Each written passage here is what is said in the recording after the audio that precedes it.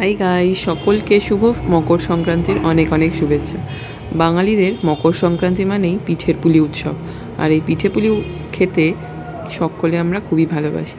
বছরের এই একদিন আমরা সবাই কিন্তু বাড়িতে চেষ্টা করি যথাসম্ভবভাবে পুলি পিঠে বানাতে। তার অন্যথা আমার বাড়িতেও হয়নি। আগের বছরের মতো এবছরও আমি আর মামুনি মিলে দুজনেই বানিয়ে নিয়েছিলাম পুলি পিঠে। পুলি, দুধ পুলি আর সাথে কিছু চুষি, দুটো একসাথেই একবারে দিয়েছিলাম। এই হলো বানানো শুরু হয়ে গেছে। এরপর ক্যামেরাটা রেখে আমিও বানাতে শুরু করলাম। আর এই হচ্ছে দুধ অলরেডি জাল দেওয়া হয়ে গেছে। এরপর আস্তে আস্তে আমি একে একে পুলিগুলো ছেড়ে দেবো। তো চলো দেখে নাও, আর অবশ্যই তোমরা কিন্তু কমেন্টে জানিও আর বাড়িতে কী রান্না হয়েছে আজকে পুলি পিঠে উপলক্ষে।